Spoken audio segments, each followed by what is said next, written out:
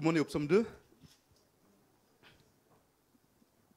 Et en plus, c'est un psaume qui est très actuel, comme tous les psaumes, mais ce psaume est très actuel.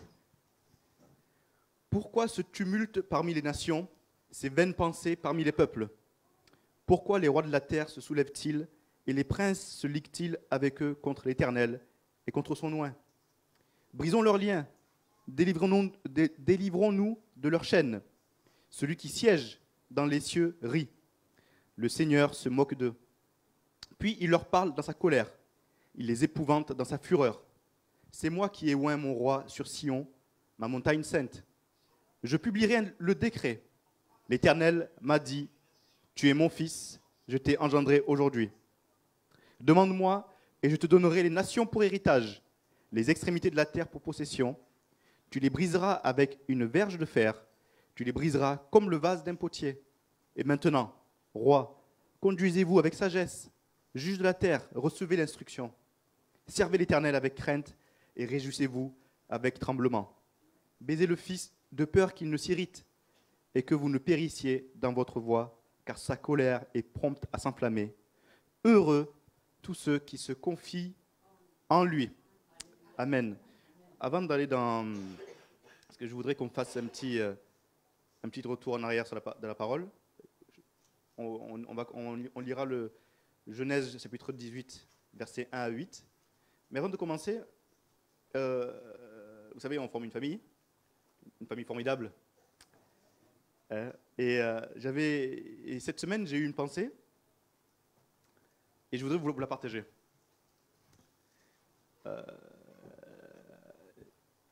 Cette semaine, donc, vous savez, malheureusement, malheureusement, on grandit, on évolue avec, depuis notre jeune âge, on grandit avec tout un tas de pensées philosophiques, sans forcément savoir que c'est des pensées philosophiques. On grandit avec tout un tas de pensées philosophiques qui s'entrechoquent dans nos têtes. Que ce soit des pensées sur l'éducation, sur même notre manière de gérer de l'argent, notre manière même de nous enrichir, notre manière même de réussir. Comment réussir, les moyens de réussir, comment paraître, comment se sentir même épanoui, comment trouver notre place. Tout à l'heure, on a chanté « Ma place est dans ta maison », mais comment trouver notre place dans ce monde? Donc, depuis la primaire, on a mis en place, en tout cas à mon époque, un système de classement. Donc, premier, deuxième, troisième, quatrième, cinquième. Donc, déjà tout petit, tu disais, voilà, le classement te donnait, on dirait, un aperçu de ce que tu étais dans la société plus tard, ou même actuellement dans la classe. Donc, dans la classe, il y avait... donc, toutes ces pensées s'entrechoquent, toutes ces doctrines s'entrechoquent. Après, en grandissant, on voit, bon, je ne suis pas un expert, mais je vais vous dire ça de manière... Il y a le libéralisme, le capitalisme, le communisme, le marxisme, toutes ces pensées données par des hommes et qu'aujourd'hui même on vit, ou bien qu'on ne vit pas, ou bien qu'on est d'accord ou pas d'accord, la question n'est pas là. Mais tout est là et ça s'entrechoque dans nos têtes. Donc, toutes ces pensées sont là. Mais quand on prend la parole de Dieu, il y a deux choses qu'on peut dire sur la parole de Dieu. Soit elle est vraie, soit les gens de dehors disent elle est fausse. Il n'y a pas d'autre. Soit elle est vraie, soit elle est fausse. Mais l'ennemi le sait. L'ennemi sait que la parole de Dieu est vraie. Il le sait même mieux que quiconque. Il sait que la parole de Dieu est vraie. Et ça le fait peur. Il sait que la parole de Dieu est véritable. Il connaît le Seigneur Jésus avant même que nous-mêmes on le connaisse. Quand Jésus est venu chasser les démons au début de Marc, ils ont dit, nous on sait qui tu es. Nous on sait qui tu es. Avant même que Jésus dise qui il était aux autres, les démons ont dit, nous on sait qui tu es. Et pourquoi tu es venu nous perturber? Donc, le diable, l'ennemi, sait qui est Jésus et sait que la parole de Dieu est véritable. Et ça le dérange. Et qu'est-ce qui se passe alors? Qu'est-ce qui se passe? C'est que, malheureusement, en même temps, je partage en même temps un témoignage, c'est que plus le temps passe et plus l'ennemi se dit, je ne vais pas jouer sur le terrain de la véracité de la parole ou bien de ce qui est, si la parole est fausse, je vais aller voir les gens, les chrétiens ou les non-chrétiens, dire, est-ce que la parole est rigide? Est-ce que la parole est moderne? Est-ce que la parole est souple? Est-ce que la parole est abstraite? Et réfléchis, dis-moi, écoute, viens voir. Est-ce que on va pas aller sur le terrain si la parole est vraie. Juste demander, tu vois, la parole, tu vois, elle est rigide, elle n'est pas faite pour toi. Ou bien la parole, elle est démodée, elle n'est plus de notre temps. Tu dis, ah, c'est vrai quand même, c'est vrai. Mais c'est vrai, donc qu'est-ce qui se passe? Je m'éloigne du terrain de la vérité. Mes pensées sont remplies par, est-ce que la parole me convient? Est-ce que la parole est trop stricte, comme j'ai dit? Est-ce que la parole... Non, la parole, c'est fait... Non, ça c'est fait pour ceux qui habitent vers le sud-ouest de l'Europe. C'est fait pour cette zone, ou le sud-est de l'Europe, là où on voit un drapeau avec l'étoile de David. C'est que pour eux.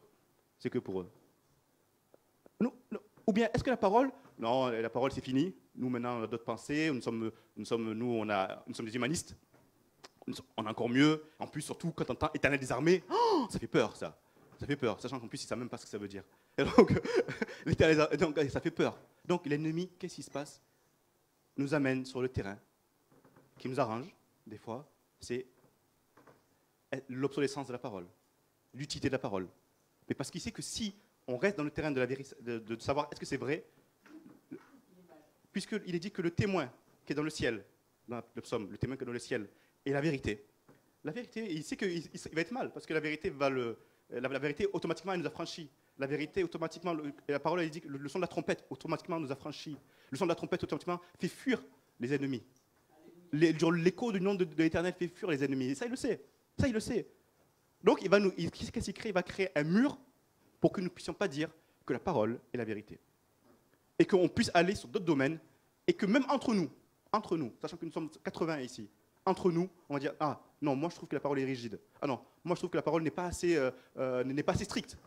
Moi je trouve, ah mais moi comme un pasteur africain m'avait dit ça, donc moi je vais me baser sur ce qu'a dit le pasteur africain. Oh non, moi comme le pasteur américain il a dit ça, je vais dire que c'est le pasteur américain qui a raison. Ah mais, encore une fois, mais pasteur Bernard, moi j'ai vu un jour tel pasteur faire ça. C'est normal ou pas? Mais non, pourquoi tu ne vas pas directement à la parole de Dieu? Parce qu'un pasteur a fait ça, que ça contredit tout ce que dit la parole de Dieu, ou parce qu'un homme a fait ça, ça contredit la vérité de la parole de Dieu. Donc on est arrivé à prendre comme exemple, ou comme modèle, soit un modèle de société, soit un modèle humain. Donc encore une fois, on s'éloigne de la parole de Dieu. Et ça, quand j'ai pris du recul, j'ai dit comme ça, j'ai eu une pointe de tristesse parce que je dis, ah, l'ennemi, il est trop fort. Si je suis tout seul, si je suis seul à moi-même, je suis seul face à ça, je dis l'ennemi est trop fort. Si je suis seul à moi-même, je dis l'ennemi est trop fort. Mais ce matin, j'ai dit, je ne suis pas seul. Je ne suis pas seul. L'Éternel est mon aide et mon libérateur, il dit dans le psaume. Et la loi de l'Éternel est merveilleuse. L'Éternel, tout ce qu'il fait, l'Éternel est merveilleux. L'idée n'est pas de te dire pourquoi, mais de te dire oui, je veux cet Éternel. C'est toi, c'est ta parole est vraie. Et l'ennemi s'enfuit en courant. Usain Bolt, il a qu'à se tenir quand l'ennemi part en courant de la parole de Dieu. Je vous garantis. Mais n'allons pas sur le chemin de se dire ah, j'ai vu, tiens, lui, alors s'il a fait, c'est qu'il a raison. Ou bien lui, s'il a fait, c'est qu'il a raison. Aussi, alors à l'arrivée, il y aura 10 personnes sur le même sujet, ils ont tous raison. On dit alors, elle est où la vérité là? C'est vrai, elle est où la vérité? Elle est où la vérité? Alors, qu'est-ce qui se passe? On rentre encore une fois dans cette culture, dans ce courant de pensée qui dit, de toute manière, l'inimant, tout le monde a sa propre vérité. Voici encore un courant de pensée. L'inimant, de toute manière, tout le monde a sa propre vérité. Tout le monde fait ce qu'il veut. Tout le monde fait comme il veut. Tout le monde fait quand il veut. Tout le monde chante comme il veut. Tout le monde... Moi, je dis, mais Seigneur, c'est pas possible. Comment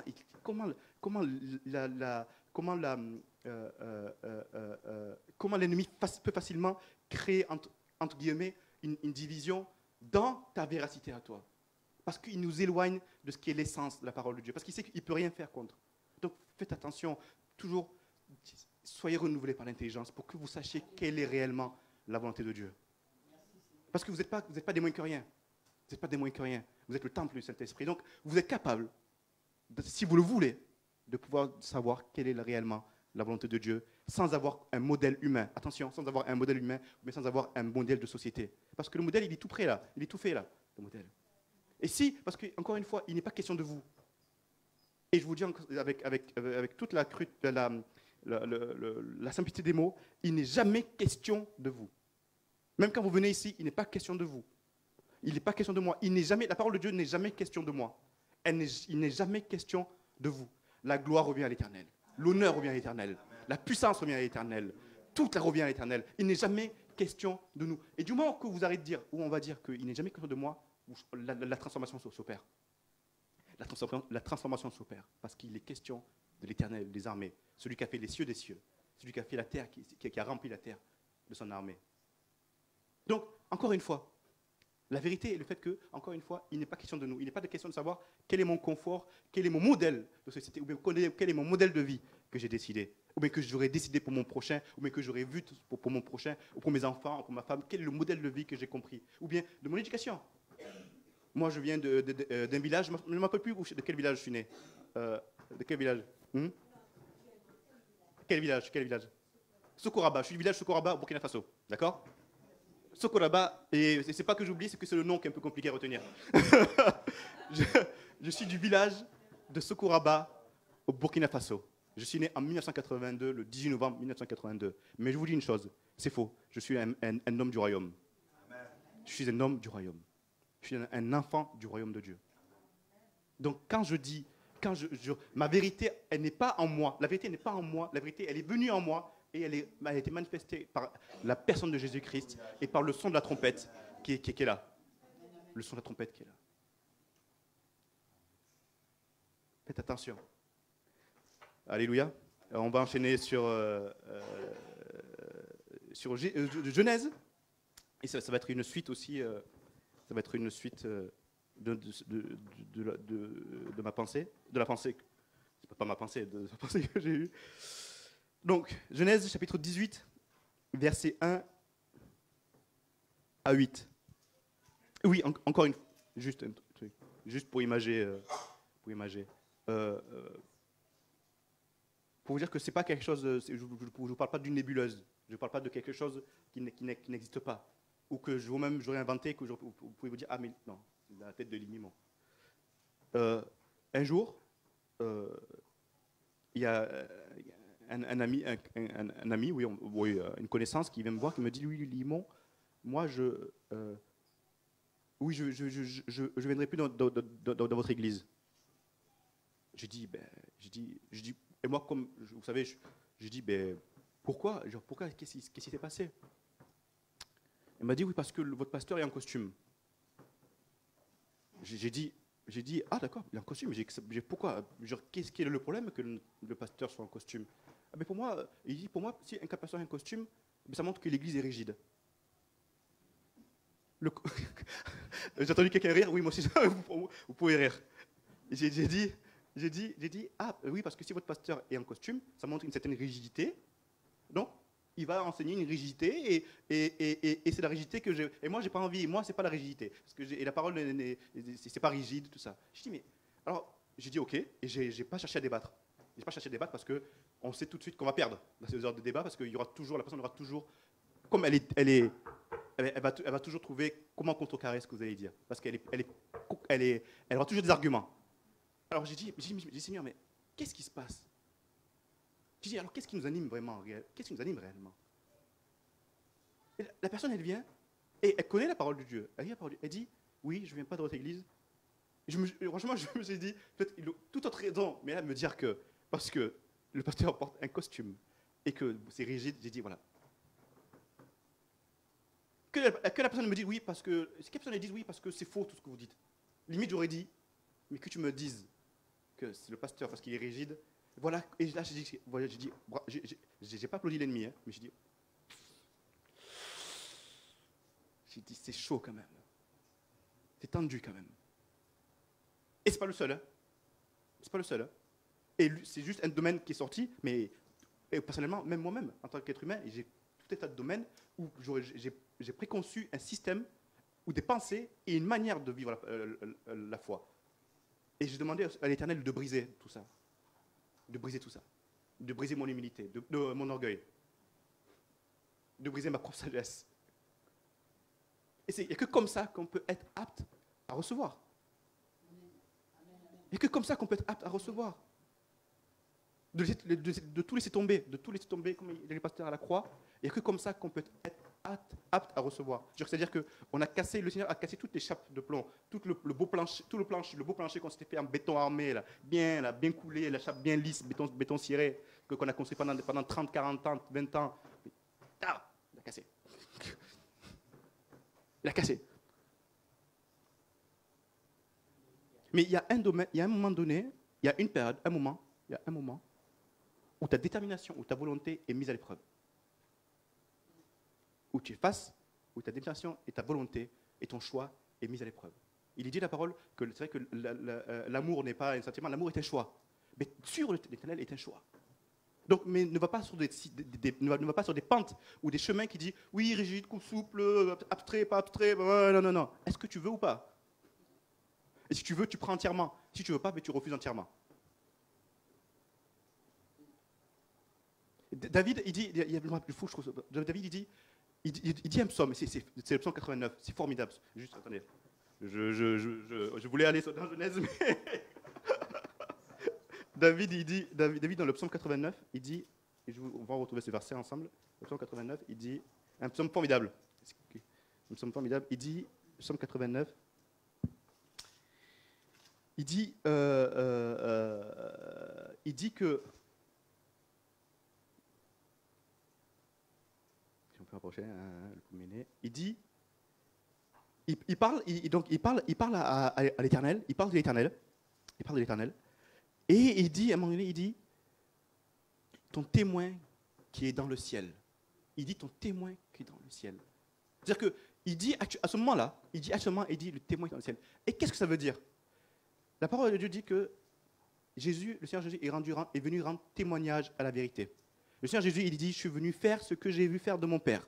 Et David, il dit, le témoin qui est dans le ciel. C'est-à-dire qu'à ce moment-là qu'il parlait, David, le Seigneur Jésus était là. C'est-à-dire que ça veut dire quoi? Ça veut dire quoi? C'est-à-dire que, est-ce que le Seigneur Jésus a scindé la parole en deux? Est-ce que la parole est scindée en deux? Puisqu'il était de toute éternité. David, il dit dans son psaume de louange et d'adoration de l'Éternel, il dit, ton témoin qui est dans le ciel. Le Seigneur Jésus était là avec l'Éternel et il voyait ce que faisait le Père.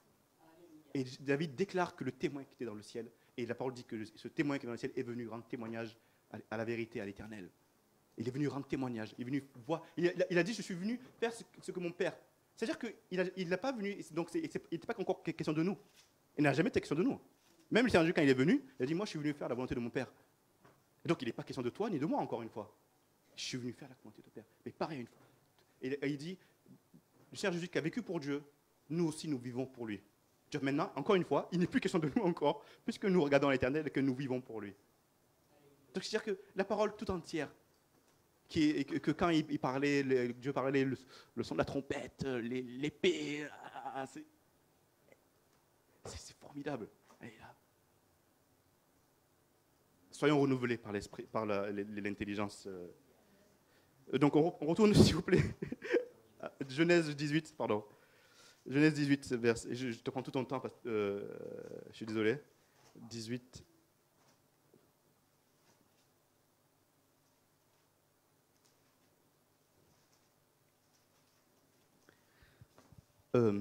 Voilà, 18 versets. L'Éternel lui apparut parmi les chênes de Mamré, comme il était assis à l'entrée de sa tente, pendant la chaleur du jour. Il leva les yeux et regarda. Et voici, 3 hommes étaient debout près de lui.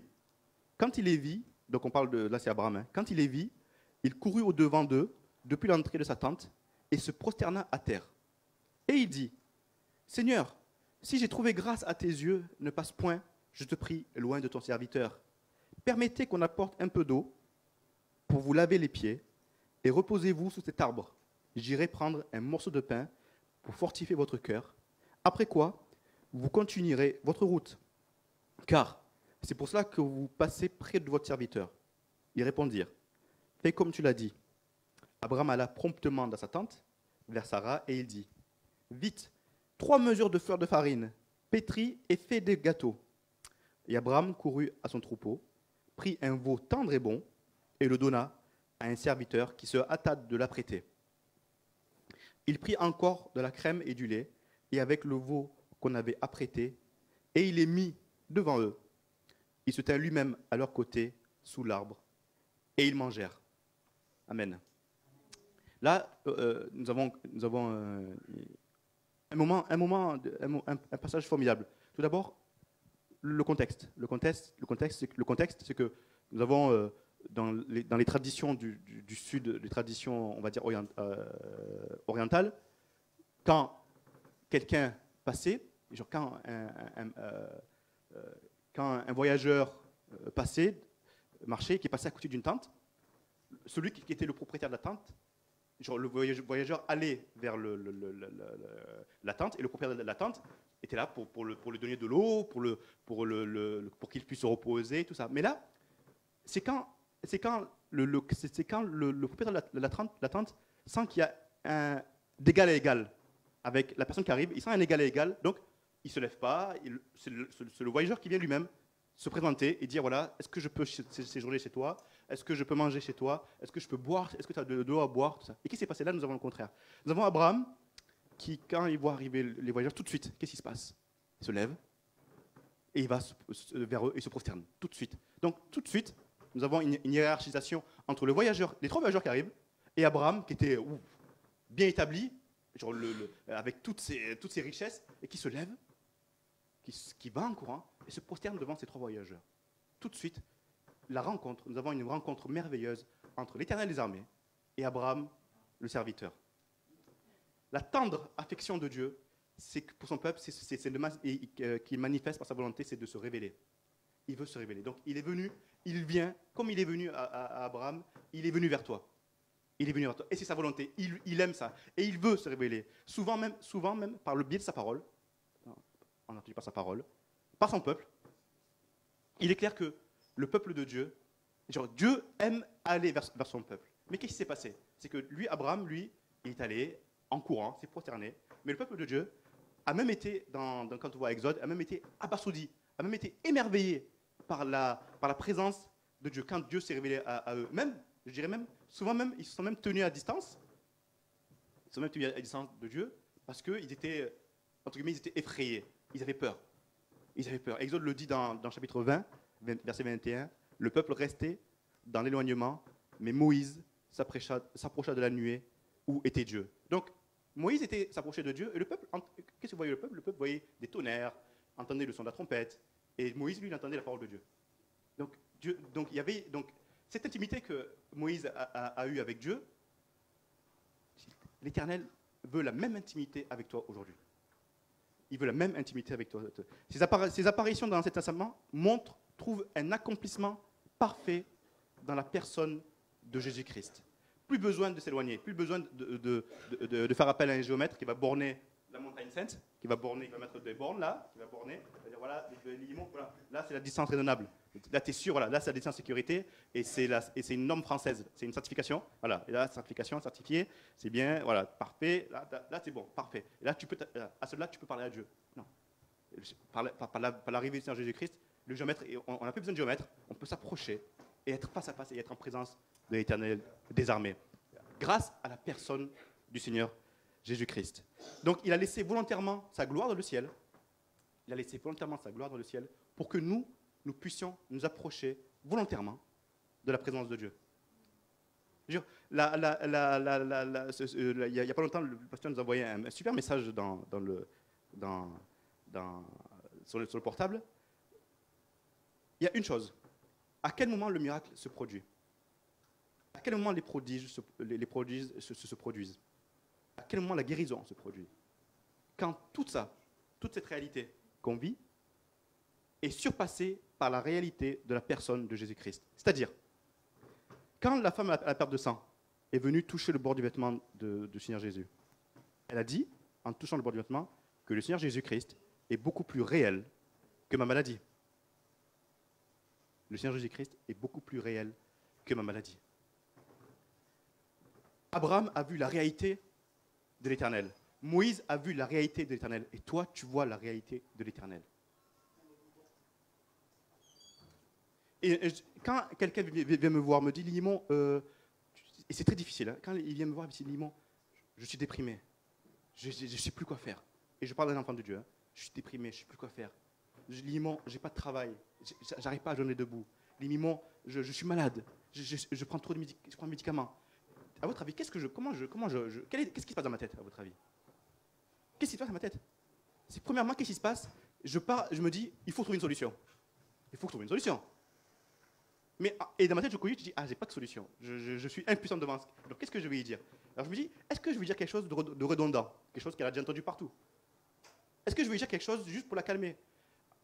Et ça m'est venu en tête. Et le Seigneur m'a dit, Limon, il faut que cette personne que tu as en face d'elle, de toi, il faut qu'elle sache que je suis encore plus réel que ses problèmes. Que je suis encore plus réel que ses problèmes. Paul il dit à Timothée que notre combat est que nous déclarons que Dieu est le sauveur du monde et surtout des croyants, il dit. Qu'il est le sauveur surtout des croyants. Donc, la réalité que tu vois qu'a vu Abraham, la réalité qu'a vu Moïse, cette réalité, elle est possible en la personne de Jésus-Christ. Et pourquoi? Parce que dans le Testament, il est dit que la gloire de temps en temps, Dieu donnait de manière ponctuelle son esprit, de manière ponctuelle, et les gens voyaient de manière ponctuelle la gloire de Dieu. Et je vous annonce une bonne nouvelle. La gloire de Dieu, vous pouvez la voir de manière perpétuelle dans le Seigneur Jésus-Christ. Ce n'est plus ponctuel, c'est perpétuel. Ce n'est plus ponctuel, c'est éternel. Dans la personne et dans le caractère de Jésus-Christ. Puisque le Seigneur Jésus-Christ est venu nous révéler le caractère et la nature de l'Éternel des armées. Donc il est dit qu'il est l'empreinte exacte de la gloire de Dieu. Hébreux chapitre 1, versets 1 à 3. Après avoir autrefois à plusieurs reprises et de plusieurs manières parlé à nos pères et par les prophètes, Dieu dans ces derniers temps nous a parlé par le Fils qu'il a établi, héritier de toutes choses, par lequel il a aussi créé le monde, et qui, étant le reflet de sa gloire et l'empreinte de sa personne, et soutenant toutes choses par sa parole puissante, a fait la purification des péchés, et s'est assis à la droite de la majesté divine dans le lieu très haut. Et moi, ce qui me rassure, ce qui me met dans la joie, là, on ne parle pas de moi, il n'est pas question de moi, il est question du Seigneur Jésus-Christ. Si dans ta vie, tu décides que ta rencontre avec le Seigneur Jésus-Christ n'est pas une chimère, ou bien un mythe, ou une légende, ou bien un passé, une histoire passée, et que c'est la réalité de ta vie, et qu'il est encore plus réel que tes problèmes, que tes doutes, que ton incrédulité, encore plus réel que tes fatigues, même encore plus réel que même les péchés que tu peux faire de manière répétitive, encore plus réel que ta culpabilité. La joie va rentrer en toi, la paix va rentrer en toi, la force, l'Éternel, ma force, va rentrer en toi. Choisis de mettre le Seigneur Jésus-Christ la plus grande réalité possible dans ta vie. Et tu vas bondir de joie, tu vas sauter de joie, je vous assure, c'est merveilleux. C'est un truc, il n'y a même pas de mots pour dire à quel point que quand Jésus est réel dans notre vie, même la parole dit que tu ne crées même pas les mauvaises nouvelles. Tu dis, oui, non, c'est pas grave, moi c'est pas grave. Moi, le Seigneur Jésus est réel. Le Seigneur Jésus est entre la mauvaise nouvelle, il entre la mauvaise nouvelle et moi. Je sors, je suis confiant, je suis heureux, parce que le Seigneur Jésus est réel. Il est véritablement réel, et il est réellement réel. Parce que son témoignage est véritable, et il est réellement réel. Fais de lui tes délices, et fais-le réel dans ta vie, tous les jours. Au nom de Jésus, soyez bénis. Hein.